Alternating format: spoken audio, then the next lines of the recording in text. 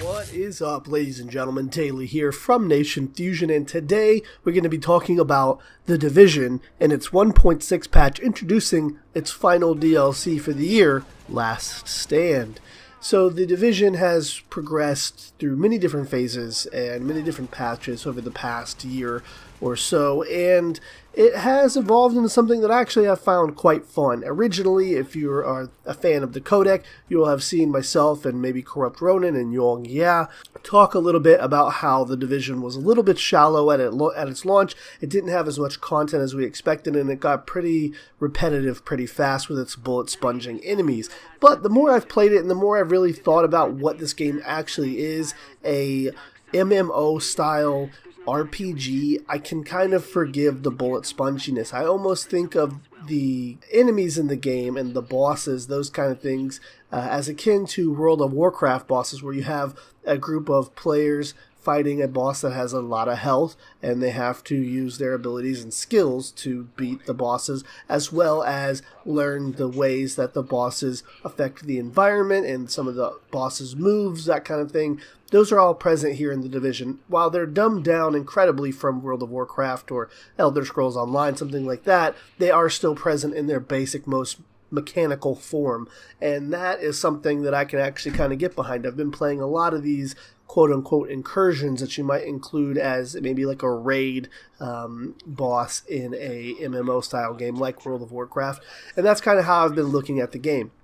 It's made it a lot more fun to search out these gear sets and re-rolling stats on the gear and figuring out which gear set fits the style of play that I want to do with a specific character, whether that character be a tank or a high DPS kind of sniper or the healer kind of medical role. Those are present in The Division as well, and then there's kind of subgenres of those classes as well. So it does have a lot more in it now than it definitely did at the beginning. At the beginning, these were very shallow. There wasn't a lot of depth to either of the classes. You could kind of run anything and be okay, but here now with its 1.5 patch, it's kind of reworked and re-rolled everything, and that's not even including the talk that we could have on survival, which totally modifies the game and changes how it's played, which you'll be seeing gameplay of that here in the background, basically stripping all players of all of their gear and kind of making you start from scratch, having to scavenge for all of the craftable equipment, which now become vital to progress in the game, to build weapons and to build your clothing to stop you from freezing. It's really what I liked about the game so far. I really do enjoy this mode, and I kind of wish some of the elements from this mode were implemented into the normal game. It would have made it a lot more challenging and a lot more progressive to kind of do these things for a particular reason. When I'm not in survival, I have hundreds of these crafting materials and things like that I just don't use because, there's no reason to use them. I'm done building all the gear that I want to build at this particular point on this particular character. So there are some flaws and issues still, but let's talk about what we came here to talk about, and that is the 1.6 patch introducing Last Stand. So I've got to play Last Stand a little bit, and let me describe it for you. It's a 8-on-8 Division agents, live players, in a fairly large arena-style map, and along this map you have different points, point A, point B, and point C, and each one of these points have a adjacent kind of skill power to it. So at point A over to the right, there'll be a skill power, and then point C, there'll be a skill power over on their right, and that creates these two stations that will give their team, respectively, the additional power boost should you gain enough currency in the actual mode. You'll gain this currency by eliminating players and capturing points. I think it's called Shade Tech or Shade Credits, something along those lines.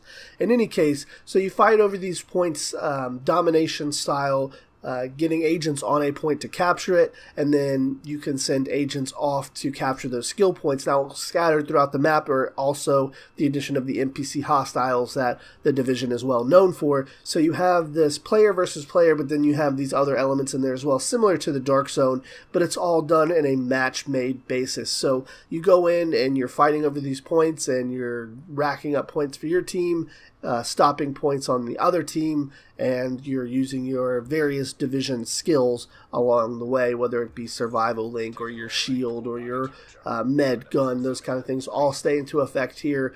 One thing I did notice, and one thing that kind of caught my attention is I'm very curious how they're going to balance this, because somebody that's been playing the game for 200 hours is going to have a way better understanding and a way better build than somebody that's been playing the game, maybe only 50 or 60 hours, and they don't have all of this, abridged talents and skills and things that kind of coincide with each other to make your player really, really good on the battlefield. I'm curious if they're going to kind of level everything out. Here in the beta, it didn't seem like that. I, again, ran into the same problem that I run into in the current Dark Zone, which is I will unload magazines into players, full magazines into players, and then they will turn around and shoot me with a couple of bullets and kill me, just because I don't have the same type of gear as they have. So I think what they're looking to do is to address that, is they're changing the way armor and health works so that players can't really build those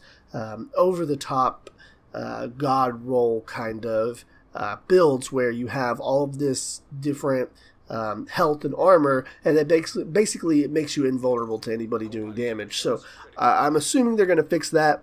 There are some details in the patch notes that maybe you guys will understand way better than I can, as I'm still pretty new to learning the mechanics. I only have like 110 hours in the game so far, so I don't have as much as maybe like a super veteran player who knows everything about the game. If that's you and you have some knowledge about how armor and health works, maybe let me know down low in the comments section what they're actually doing in kind of like a layman's term so I can understand it.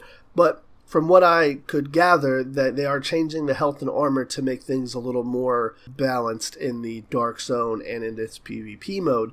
Now, with that said, they're also expanding the Dark Zone by 3 zones. There'll be 3 additional zones in the Dark Zone after this patch, and when it comes out, there will also be varying levels of height to the map. You can go underground, in which there'll be new underground kind of missions popping up where the cleaners will come by about every hour and try and kill a bunch of civilians that are down there in the Dark Zone, or whatever the case may be, whatever the scenario that they're setting up. There'll be cleaners there, and you'll be able to go down and fight a large section of cleaners to gain better rewards. There'll also be verticality to the map, so you can go up into certain buildings. I didn't get a chance to get that far. I only had a couple of hours with the Last Stand patch before it was taken down. So I didn't get to experience all the different Dark Zone things, but assuming they're adding these 3 new zones, that should significantly expand the Dark Zone, as well as there's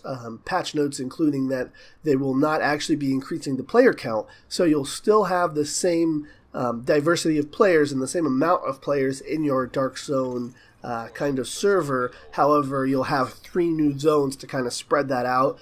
Currently, right now, if you're doing an extraction, pretty much anywhere in the Dark Zone, you'll be able to get to them before the extraction helicopter gets there if you're a rogue agent. Even if you're at the bottom, a minute 30 is plenty of time to run up towards the top. Maybe for some of the even more skilled players who know all the shortcuts and things like that, they can get there with plenty of time to spare, not to mention the 30-second or 25-second rope out time that your helicopter has. So expanding the Dark Zone should allow for a little more diverse gameplay, and not every single time that you extract something, a rogue agent's coming over to kill you and take your stuff. So that pretty much wraps up the update here that we have on the Division, and my thoughts about what's going on with it and some of the mechanics that are being included in this 1.6 update. I hope you guys enjoyed the video. Let me know what you guys think of the Division. Are you still playing it? Are you done playing it? Do you have gripes and things that you still don't like about it? I'd be interested to hear what you say in the comment section down below. Thanks again for watching, and we'll see you next time on Nation Fusion TV.